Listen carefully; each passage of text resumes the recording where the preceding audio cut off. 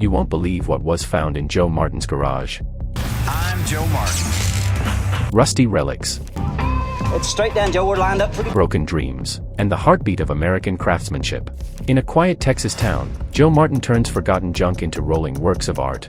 From beat-up motorcycles to classic hot rods, every build has a story, and every story, a soul. But behind the shine, there's struggle, tight deadlines, broken engines, and the weight of keeping a dream alive. Because in Iron Resurrection, it's not just about cars, it's about redemption. This is the men who walked away from TV fame, only to come back stronger. Who turned a small-town garage into a symbol of resilience, creativity, and heart. Inside Joe Martin's garage, nothing is wasted, not even failure. This isn't the story of fame and fortune you think you know. It's about a perfectionist who built an empire out of rust, and what it's secretly been costing him behind the scenes. Because behind those glossy paint jobs and TV smiles, Joe's world has started to crack.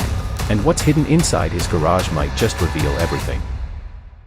In Dripping Springs, Texas, where the smell of oil and steel lingers in the air, there's a workshop that never sleeps.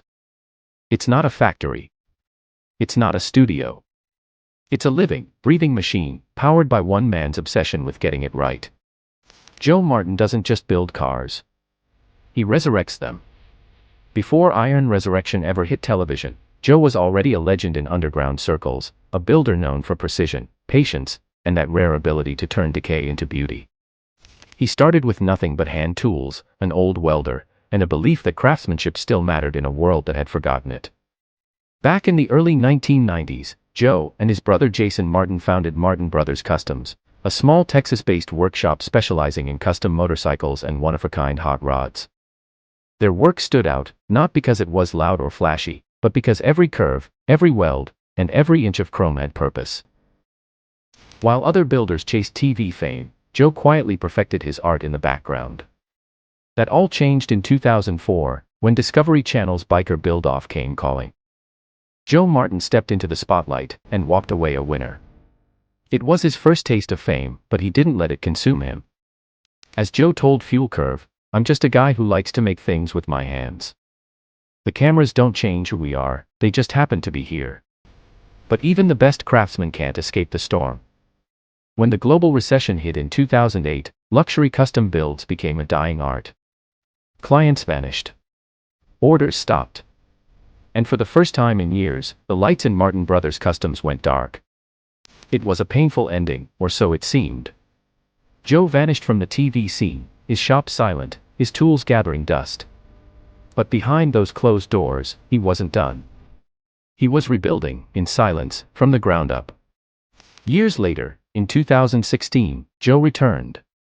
But not with the noise of fame. With something far more powerful, Iron Resurrection. The show wasn't about drama or celebrity cameos. It was about people who still believed in craft. Each episode took viewers into the heart of Joe's world, where his wife Amanda, his brother Jason, and a tight crew of builders revived dead machines with nothing but skill, grit, and imagination. Amanda scouted for forgotten cars hidden in barns or abandoned lots. Jason handled fabrication.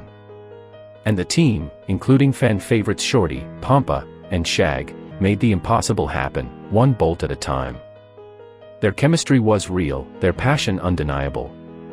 As Joe said in an interview, "What you see is what you get. We're not actors, we just do what we love, and they film it." But what made Iron Resurrection truly special wasn't the restorations, it was the stories. The forgotten vehicles weren't just machines, they were symbols of lost time, family memories, and second chances. Every spark, every weld, every stroke of paint was a reminder that beauty can rise from ruin. Yet as the cameras rolled, the pressure grew. Running a TV show and a custom garage at once meant long nights, impossible deadlines, and a constant battle with burnout. Fans began to notice changes. Crew members disappeared from later seasons. Shorty, the fan-favorite painter, suddenly gone. Pampa, the comic relief, nowhere to be seen. Speculation spread online, was the garage falling apart behind the scenes? Joe stayed mostly silent. But in one candid response to fans, he admitted, "People move on and things change, but the shop keeps running. That's just how it goes in this line of work." Behind the smile, there was exhaustion. The show had made him a household name, but it had also trapped him under the weight of expectations. Every build had to be bigger, faster, more dramatic. Every detail had to be perfect, because that's who Joe was. He once said, "I can't leave something alone if I know it can be better, even if nobody else would notice." That perfectionism drove him, and sometimes, nearly broke him. And that's where the mystery deepens. Because inside Joe Martin's garage, there are projects no one's seen. Hidden away behind tarps and tools, unfinished dreams, forgotten builds, ideas that never made it to the screen. A 1950s Ford truck that's been sitting untouched for years. A motorcycle frame built entirely by hand, never painted, never revealed. And according to people close to the shop, there are designs Joe refuses to show anyone. It's not secrecy. It's something else. An artist guarding his process, and maybe, his peace. Even now, Iron Resurrection continues to air, with fans waiting eagerly for each new season. But those who've been watching closely say something's changed. The pace is slower. The mood quieter. There's a maturity to Joe's presence, the look of a man who's seen what fame gives, and what it takes away. He said before, this was never about getting rich. It's about doing things right, one build at a time. And that's exactly what makes him different. While the world rushes toward automation and instant gratification, Joe Martin remains a throwback, a craftsman whose hands tell stories machines never could. Every scar, every burn, every night spent alone in the garage adds another layer to the man behind the myth. In Dripping Springs, locals still spot him driving old restorations around town, no entourage, no production crew. Just Joe, a wrench, and the open road. But the question remains, what's really hidden inside his garage? Is it just metal and memories, or something deeper? Those who've been inside say there's an energy to the place. Half-finished cars line the walls like ghosts from another life. Old photos, sketches, and blueprints litter the workbenches, hints of projects that may never be completed.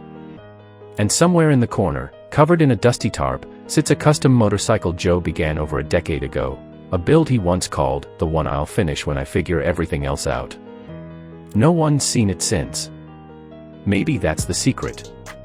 Maybe what's hidden in Joe Martin's garage isn't a car, or a bike, or a treasure. Maybe it's him.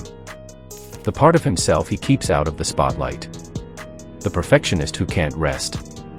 The artist who builds not for fame, but for freedom. In one quiet moment, Joe said, "Out here, it's quiet. The world finally makes sense again." That's the real Joe Martin, a man who finds peace in the sound of grinding steel and the hum of a revving engine. Today, Martin Brothers Customs is busier than ever. New builds, loyal fans, and an entire generation of young builders inspired by Joe's philosophy, do it right, or don't do it at all. But behind the hum of success, that old mystery still lingers. Why does he keep certain projects locked away? What stories lie beneath the dust and tarps? Some say he's working on something personal, a final build that represents his entire journey. Others believe he's simply protecting the last piece of himself the world hasn't seen. Either way, one thing's certain, Joe Martin isn't done yet. And as long as those garage lights stay on in Dripping Springs, something extraordinary is still being built, piece by piece, in silence. Because in the end, Iron Resurrection isn't just a show. It's Joe's life, forged in metal, fire, and faith. And what's hidden inside his garage might not just be another machine. It might be the masterpiece he's been chasing all along.